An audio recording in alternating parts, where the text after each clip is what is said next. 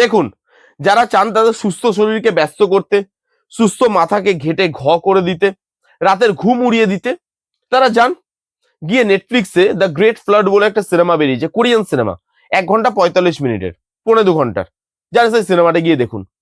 Literally সিনেমাটা শেষ হওয়ার পর না বসে বসে আমার মতো মাথার এই চুলগুলো ছিঁড়বেন যে আমি কি দেখছি এটা।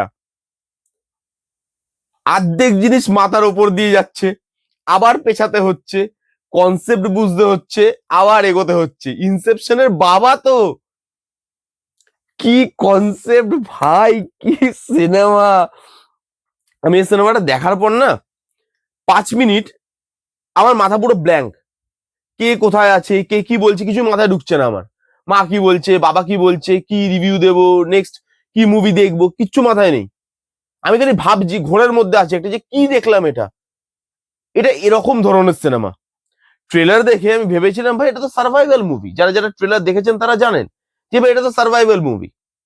বন্যা হবে, বৃষ্টি পড়ছে, বন্যা হবে, হোক, বন্যার মধ্যে পুরো শহর ডুবে যাবে, সেখানে একটা মা আর ছেলে কিভাবে সার্ভাইভ করবে, আদৌ সার্ভাইভ করতে পারবে কিনা, এটা নিয়েই গল্প হবে। এর থেকে বেশি আর কি হবে।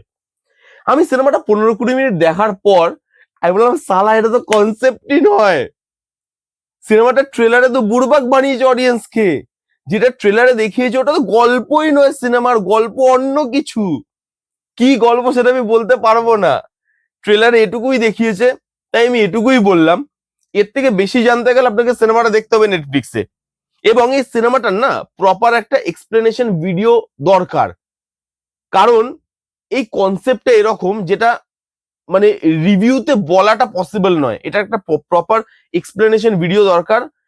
আমি চেষ্টা করব করার, যতটা আমি বুঝতে পেরেছি। এবার দেখুন, আমাকে সিনেমাটা আরেকবার দেখতে হবে। কেন দেখতে হবে?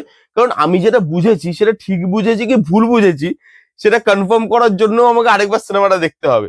সিনেমাটা দেখার পর আমি যখন পুরো স্যাঙ্গুইন হয়ে যাবো যে হ্যাঁ ভাই যেটা বুঝতে পেরেছি সেটা ঠিক বুঝেছি, তখন আমি চেষ্টা করবো এটার একটা এক্সপ্লেনেশন ভিডিও নিয়ে আসার আপনাদের জন্য। বাদবাকি যারা এরকম ধরনের সিনেমা দেখতে ভালোবাসেন তাদের তো ট্রিট এটা। কি লেভেলের সিনেমা, কি কনসেপ্ট, কি এক্সিকিউশন। এবার আমি আপনাদের এই সিনেমাটার পজিটিভ দিক আর নেগেটিভ দিক নিয়ে কথা বলবো, ঠিক আছে? এটা একটা বেসিক রিভিউ হবে, এক্সপ্লেনেশন ভিডিও পরে আনবো আমি।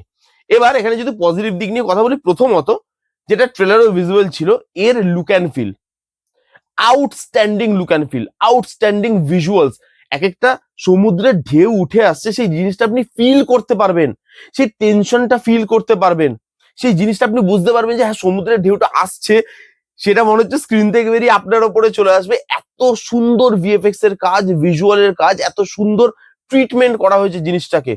এখানে হিউম্যান ইমোশন নিয়ে কথা বলা আছে, এবং সেই ইমোশনটা কিভাবে খেলে সেই জিনিসটা দেখবার মতো। ইমোশনটাকে বিভিন্ন জায়গায় বিভিন্ন ভাবে ব্যবহার করা হচ্ছে, এবং সেই ইমোশনের একটা গল্প আছে এখানে। সেই ইমোশনটা শুধু হিউম্যান ইমোশন নয়, আরো কিছু আছে এর সাথে। আমি এখন কি বলছি আপনি হয়তো বুঝতে পারছেন না, সিনেমাটা দেখলে হয়তো বুঝতে পারবেন। তো এখানে ইমোশনটাকে নিয়ে যেভাবে কথা বলা আছে সেটা আউটস্ট্যান্ডিং। তার মধ্যে এখানে একটা টেকনোলজির কথা বলা হয়েছে, যেটা আজকের দিনে আমাদের জীবনটা প্রায় গ্রাস করে ফেলেছে। সবকিছুতেই সে আছে। আমি টেকনোলজিটার নাম নিচ্ছি না, আপনারা অনেকেই বুঝতে পারছেন, কারণ নাম নিলেন অনেক কিছু রিভিল হয়ে যাবে। তো সেই টেকনোলজিটা আমাদের জীবনকে গ্রাস করে ফেলেছে, আমরা ডিপেন্ডেন্ট হয়ে গেছি, এবং এরকম দিন আসতে আর বেশি সময় বোধহয় লাগবে না যেখানে টেকনোলজিটা আমাদের পুরো মানব জীবনকে গ্রাস করে ফেলবে, আমাদেরকে সেই চালাবে। সেটা নিয়ে কথা বলা আছে এখানে। Edge of the seat moment যেভাবে ওয়ার্ক করে সেটা ট্রিমেন্ডাস, আউটস্ট্যান্ডিং, বিশেষ করে ফার্স্ট হাফে। কেন আমি বলছি ফার্স্ট হাফে না একটা অন্যই সিনেমা দেখবেন মনে হয়। এবার যখন সেকেন্ড হাফটা আসবে তখন থেকে আপনার মাথার চুল ছেঁড়া শুরু হবে। তখন থেকে আপনার মনে হবে ভাই এটা কি দেখিয়ে দিল, এটা কি দেখাচ্ছে, যেটা আর্ধেক আমার মাথার উপর দিয়ে যাচ্ছে। এই সিনগুলো তো আমি দেখেছি, এগুলো আবার রিপিট কেন করছে? কারণ অনেক সিন রিপিট আছে। কেন রিপিট করা হচ্ছে সিনগুলো, সেগুলো বলা আছে এখানে। এবং এখানে না ফার্স্ট হাফে এজ অফ দ্য সিট মোমেন্টটা ওয়ার্ক করে, সেকেন্ড হাফে গিয়ে এজ অফ দ্য সিট মোমেন্টটা কিছুটা কমে আসে। তখন জিনিসটা অন্য লেভেলে চলে যায়, তখন মাথা খাটানোর লেভেলে চলে যায়। এজ অফ দ্য সিট মোমেন্টে তখন আপনি থাকবেন না, আপনার মাথা থাকবে। আপনার মাথা এজ অফ দ্য সিটে চলে যাবে, ভাবনার এজ অফ দ্য সিটে, যেখানে আপনার মাথা ভাবার শক্তি হারিয়ে ফেলবে একটা টাইমে, যে ভাই এর পরেও আছে কিছু, আবার কি হলো, কেন হচ্ছে এরকম বারবার, সেই জিনিসটা আপনার মনে হবে। ইমোশন, মা আর ছেলের মধ্যে যে বন্ডিং দেখিয়েছে, যে ইমোশন দেখিয়েছে, সেটা ভালোভাবে ওয়ার্ক করে। কিন্তু ইমোশনটাকে আপনি ফিল করতে তখনই পারবেন যখন ইমোশনটা আপনি নিজে বুঝতে পারবেন যে কেন ইমোশনটা আসছে এখানে। এখানে আপনি যদি সিনেমাটা বুঝতে না পারেন, তাহলে এই যে ইমোশনের কথাটা আমি বলছি, সেটা আপনার কাছে অব্দি পৌঁছাবে না। আপনাকে আগে সিনেমাটা বুঝতে হবে, তবে এর যে কোর ইমোশনটা সেটা আপনি ধরতে পারবেন, সেটা আপনার কাছে ল্যান্ড করবে। তো ইমোশনটা ওয়ার্ক করার শর্ত এটাই, সিনেমাটা আপনাকে বুঝতে হবে। এখানে যা পারফরমেন্স আছে, যে মা আর ছেলে, বাচ্চা ছেলেটা তার মাটা কি সুন্দর পারফর্ম করেছে আপনি দেখবেন খালি। তাদের ভেতরে যে টেনশনটা চলছে, তারাও যে কনফিউজ, দর্শকের মতো কনফিউজ তারা, সেই জিনিসটা তারা একটা জিনিস করছে কিন্তু সেটা ঠিক করছে না ভুল করছে কেউ জানে না। তারা একটা জিনিস আবার করার সুযোগ পাবে কিনা জানে না। সেই যে কনফিউশন, তার মধ্যে টেনশন, তার মধ্যে সারভাইভ, তার মধ্যে মার ছেলের ভালোবাসা, তাদের ইমোশনাল বন্ডিং, এত কিছু একটা পারফরমেন্সে বার করা আউটস্ট্যান্ডিং। কারণ এখানে পারফর্মার খুব বেশি নেই, মানে এখানে মেন পারফর্মার বা মেন অ্যাক্টর খুব বেশি নেই, 4-5 জনই আছে। তাদেরকে নিয়ে যেভাবে জিনিসটাকে করা হয়েছে, এক্সিকিউট করা হয়েছে, ট্রিমেন্ডাস, আউটস্ট্যান্ডিং।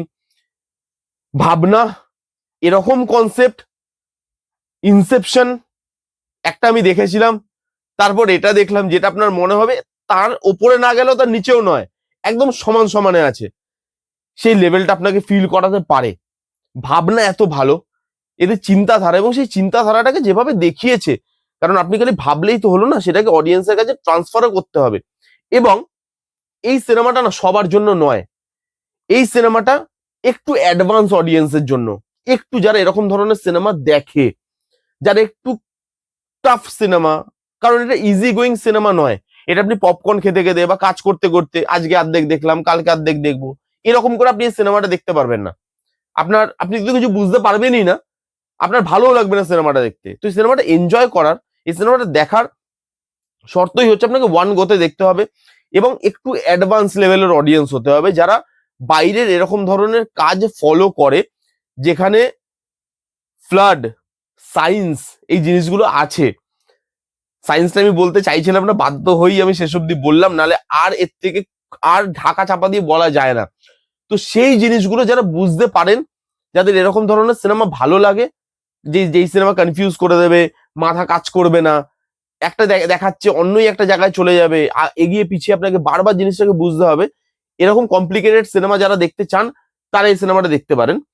কারণ এই সিনেমাটা নেগেটিভ দিকে আসছে, এবার পজিটিভ দিক হয়ে গেল, নেগেটিভ দিকে আসছে। কারণ এই সিনেমাটাকে মেকার্সরা না ওই টাফ ভাবেই বানিয়েছে, কনফিউজিং ভাবেই বানিয়েছে। মেকার্সরা সবাইকে এটা স্পুন ফিট করে দিতে চায়নি, এবং এইটাই আমার মনে হয় যে সিনেমার নেগেটিভ দিক। আর একটু ডিপ ডাইভ করা যেত, আর একটু বেশি অডিয়েন্সকে ক্যাটার করা যেত, একটু যদি স্পুন ফিট করা যেত, আরো বেশি সংখ্যক দর্শক অ্যাটাচ ফিল করতো সিনেমাটার সঙ্গে। আমি জানি অনেকে যখন দেখবে, সেকেন্ড হাফটা আসবে, অনেকে ফোন বন্ধ করে দেবে, বলবে ভাই হচ্ছে না, মাথার ওপর দিয়ে যাচ্ছে, কি দেখাচ্ছে কিছু বুঝতেই পারছি না। আমারও হয়েছে, আমার যে হয়নি আমি সেটা বলবো না, আমি খুব প্রো লেভেলের অডিয়েন্স তা নই, কিন্তু পেশেন্টলি আপনাকে সেই জিনিসটা দেখতে হবে, এই ধরনের সিনেমা দেখার হ্যাবিট থাকতে হবে।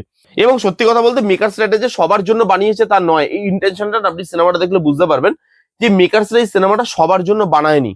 তারা এই মেন্টালিটি নিয়ে বানিয়েছে যে এই যে জিনিসটা, যে কনসেপ্টটা, সেটা অ্যাকচুয়ালিতে কনফিউজিং একটা কনসেপ্ট, টাফ একটা জিনিস। এটা টাফ ভাবেই আমি দেখাবো, কাউকে আমি ইজি করে স্পুন ফিট করে দেখাবো না। কিন্তু আমার মনে হয়েছে আরেকটু যদি স্পুন ফিট করা যেত, বা আরেকটু যদি ইজি করে জিনিসটাকে বোঝানো যেত, আরেকটু ডিপ ডাইভ করা যেত, ডিটেলে বলা যেত, তাহলে মনে হয় বেশি অডিয়েন্স দেখলে এনজয় করতে পারতো। বাট খুব সুন্দর একটা সিনেমা, যান গিয়ে দেখুন, দেখে মাথাটা খারাপ করে ফেলুন। এই ছিল রিভিউ দ্য গ্রেট ফ্লাডের। কারা কারা দেখেছেন, আপনাদের কিরকম লেগেছে কমেন্ট করে জানান, যারা যারা দেখেননি জানি গিয়ে দেখুন। এই ছিল রিভিউ, কেমন লাগলো রিভিউটা জানাতে ভুলবেন না। ভালো লাগলে please give it a Thums up, like করবেন, কমেন্ট করবেন, শেয়ার করবেন, চ্যানেলটাকে মাস্ট সাবস্ক্রাইব করবেন। দেখা হচ্ছে নেক্সট কোনো ভিডিওতে, ততক্ষণ bye bye, take care and be safe.